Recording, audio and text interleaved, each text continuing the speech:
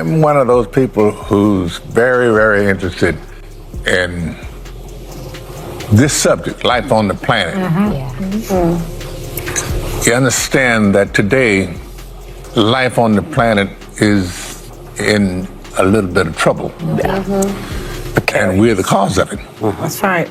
In what was meant to be a celebratory and intellectually stimulating guest appearance, legendary actor Morgan Freeman joined The View to promote his Netflix documentary, Life on Our Planet, a project rooted in science, history, and resilience. But instead of a thoughtful discussion, the interview quickly devolved into a frustrating display of mismanagement, with the host steering the conversation away from Freeman's nuanced insights toward shallow, politicized territory. Viewers who tuned in expecting Freeman's trademark wisdom were left bewildered as the segment filled with fluffy commentary and forced detours. I don't think there was an issue of race in Hollywood.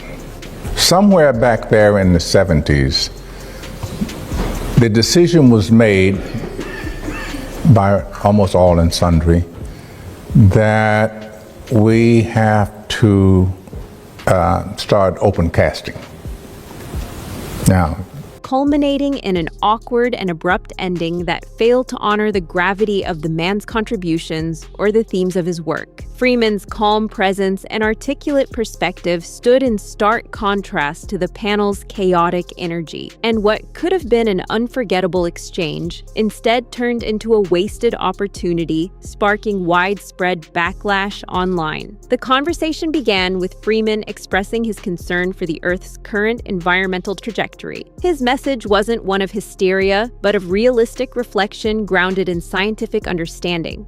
There have been, if I remember correctly, 6 extinction-level events on the planet since life began. I mean, 6 times.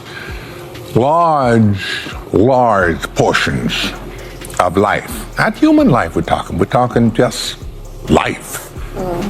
Gone, destroyed.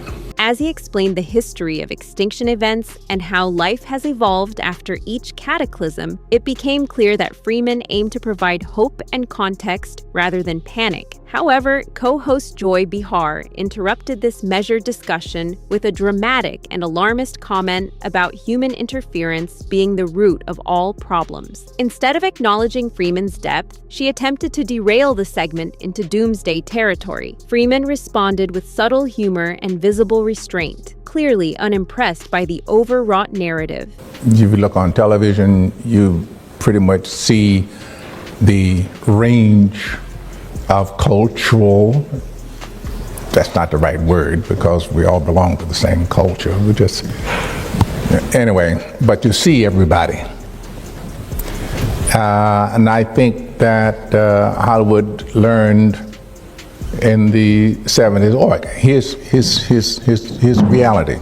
His composed rebuttal exposed the superficiality of Joy's point and reminded viewers of the importance of calm, evidence-based dialogue in an era increasingly dominated by fear-mongering soundbites. Adding further confusion to the already muddled exchange, Sunny Hostin abruptly pivoted away from the environmental theme entirely to question Freeman about a separate documentary he had executive produced, 761 Essate, a film chronicling the story of the first all-black armored battalion in World War II. About the first black battalion to fight in World War II. First black armored battalion. Yes, yeah. And you served in the Air Force. I know that. This film was then very personal to you. Oh, yes, having start in the 40s and move up. And how many times did I see black people in the movies? And if I did see them, what were they doing? While the topic was meaningful, the pivot felt forced, as though Sunny was intent on shoehorning race into the discussion regardless of context. Freeman, ever composed, responded graciously, but the transition felt jarring and opportunistic. It exposed a lack of cohesive planning on the part of the hosts and suggested an agenda at odds with Freeman's intent for the appearance. Rather than exploring life on our planet, a timely and urgent project, they redirected attention to a completely different subject, fracturing the narrative and frustrating viewers hoping for clarity and depth. Well, it's tenacious if we would just leave it alone. Leave it alone. And the human interruption of all of that is what's causing all the problems. I hope that it's not too late. But let me ask you this, seeing the rise and fall of all these species, because some are coming in too, right? As the interview wore on, it became increasingly clear that the hosts had failed to do their homework on Freeman's well-known views. While attempting to align him with their preferred framing of race-related issues, they overlooked his long-standing belief that Black history is an integral part of American history, not a segregated narrative. Freeman has spoken often about moving beyond labels and focusing on unity rather than division. Sonny's question about erasing Black history felt disconnected from his philosophy and came across as a misguided attempt to corner him into validating her talking points. And many are leaving the planet. Did that change your perspective on life? My perspective on life, I don't think it changed my perspective. It just enhanced it.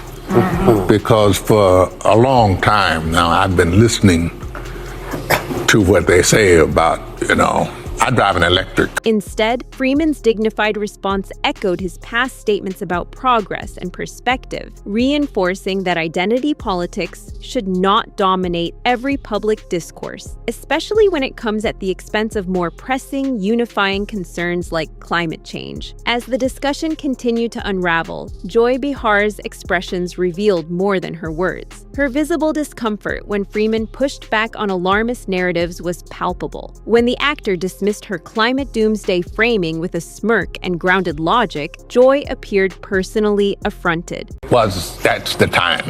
Now look at today, things we're always in flux. Yeah. Always. But we've always been here. Yeah. Fluxing out. Flux. Exactly. I had a question, but we run out of time. Listen, this is extraordinary, this time. Oh, yeah. I agree. This, too, highlighted a broader issue, a growing intolerance for alternative viewpoints, even when offered by individuals with lived experience and credibility. Rather than engaging in an open exchange of ideas, the co-hosts seemed more concerned with maintaining a specific ideological script. Freeman's refusal to conform to that script left them visibly unsettled, exposing the show's preference for affirmation over authentic dialogue. Then came Whoopi Goldberg's intervention, a clear attempt at damage control. As the segment spiraled into awkward territory, Whoopi jumped in with vague musings about flux and social change, hoping to smooth over the disjointed conversation. Her interjection was vague and meandering, doing little to salvage the situation.